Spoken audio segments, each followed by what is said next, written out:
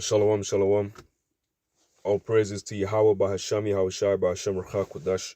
Double honor to the apostles and elders of Great Millstone that rule well, and they bring the word and doctrine. Shalom and in peace.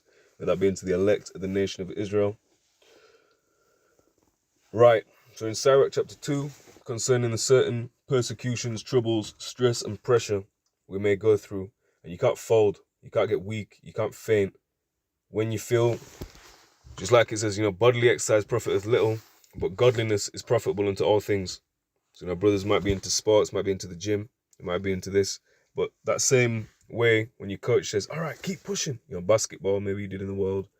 Rugby, football, if you're in the UK. Or whatever you did. Weight training, whatever it was. When you feel like you're tired, you'll be surprised how much more you can actually do.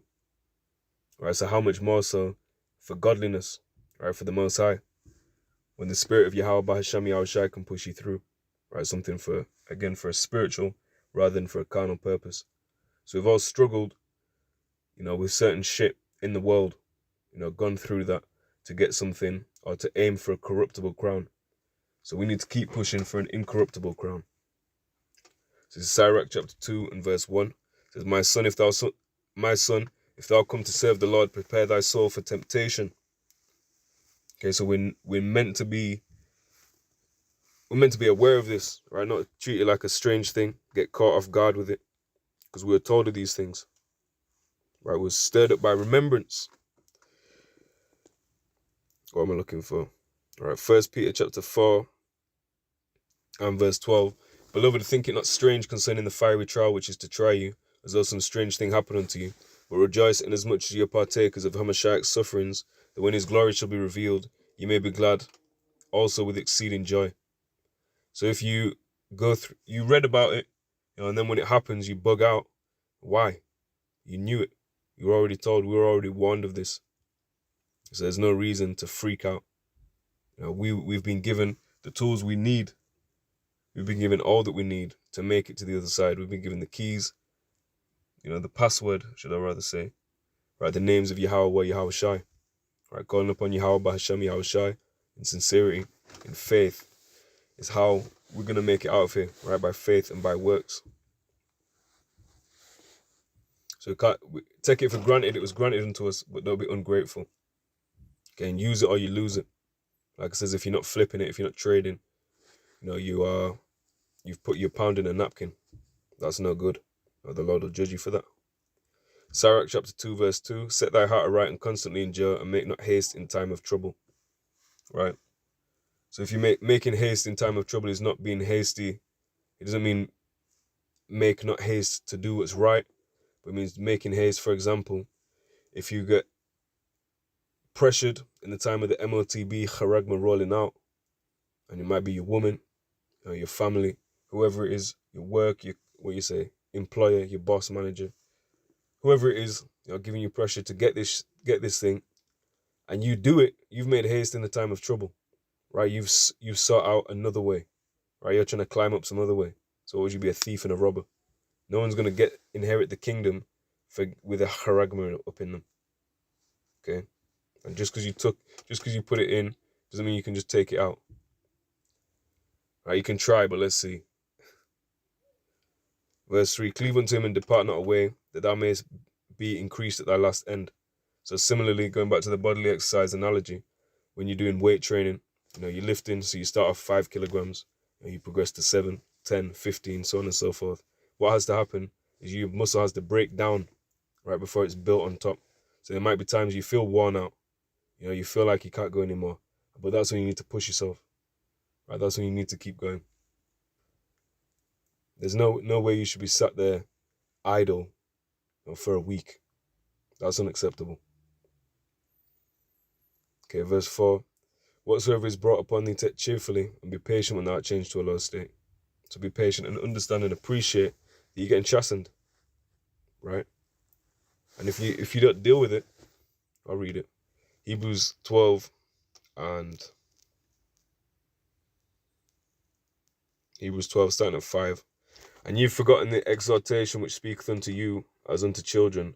My son, despise not thou the chastening of the Lord, nor faint when thou art rebuked of him. For whom the Lord loveth, he chasteneth, and scourgeth every son whom he receiveth.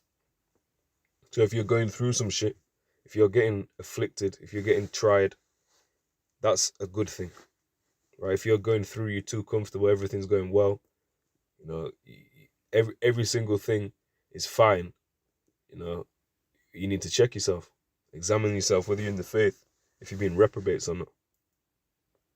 You should try and keep everything in order to the best of your ability, but there's always going to be trials. But if you're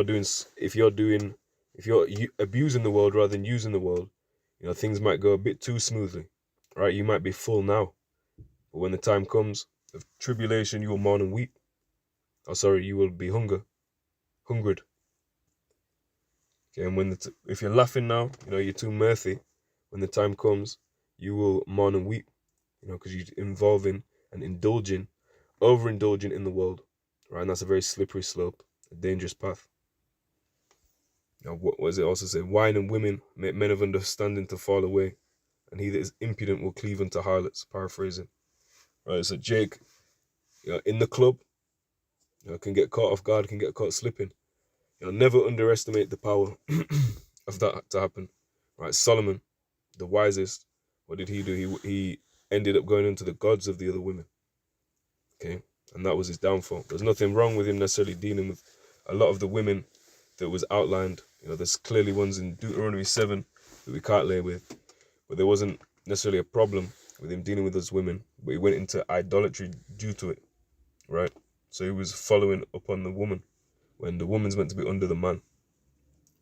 So First Kings 11:1 said, but King Solomon loved many strange women, together with the daughter of Pharaoh, women of the Moabites, Ammonites, Edomites, Zidonians, and Hittites, of the nations concerning which Yahweh said unto the children of Israel, you shall not go into them, neither shall they come in unto you, for surely they will turn away your heart after their gods. Solomon clave unto these in love. Okay, we'll skip down. We might as well read verse 3 as well. And he had 700 wives, princesses, and 300 concubines, and his wives turned away his heart. For it came to pass when Solomon was old, that his wives turned away his heart after other gods, and his heart was not perfect with the Lord Yahweh, his power, as was the heart of David his father. So you see, even Solomon, which was a wise man, you know, Wisdom of Solomon, that's a book that comes to mind on that topic. So Wisdom of Solomon, the wisest, okay, still got caught out there by a woman. Okay, so be wary of this. Be wary of this. So go back to Sirach now. Verse Sirach 2 and 5, it says, for gold is tried in the fire, and acceptable men in the furnace of adversity. So if you want to be acceptable in the sight of the Heavenly Father, you have to go through trials, you have to go through tribulations, and you have to conquer it. Right? You can't sit there, you can't be faint, weak-hearted. What does it say there, verse 12? Woe be to fearful hearts and faint hands, and the sinner that goeth two ways. So fearful hearts is fearing of man, right? There's nothing wrong with fearing the Lord. If you've got a fearful heart towards man, you're fearing him that can merely destroy your body, rather than him can destroy both soul and body in hell. You know, you got your priorities wrong, and it's a lack of faith. Lack of faith will get you fucking killed out here, man. Right? The times that we're coming into, we need the Lord on our side. Right? So we have to push. We have to push. Never mind. You feel pain, cool, keep going. You feel tired, cool, keep going. There's no time for stalling. This is an all hands on deck, right? Just as if you ever watch some documentaries about the soldiers of, you know, ancient wartime, whether it be our fathers, you know, going into World War II, these different wars, a soldier doesn't entangle himself with the affairs of this life. See if I can find that.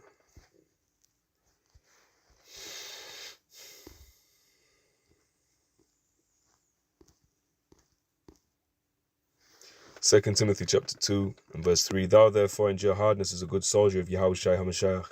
And none of the soldiers of World War II were in the trenches, you know, and succeeded through crying, you know, bawling out and not doing anything productive. You know, sitting there feeling sorry for themselves. That's not how you conquer. All right, so if we want to win this war, if we want to run this race and conquer spiritually, you know, fighting these principalities, you know, various spirits out here, then the way is to keep pushing, keep going when times get tough. Right, and that attribute, when developed, will serve you. Okay, but it's not necessarily going to be the easiest thing. You have to continue. 2 Timothy 2:4. No man that warreth entangleth himself with the affairs of this life, it may please him who hath chosen him to be a soldier. And if a man also strive for masteries, yet is he not crowned except he strive lawfully. Okay, so when we're looking for the masteries of these scriptures,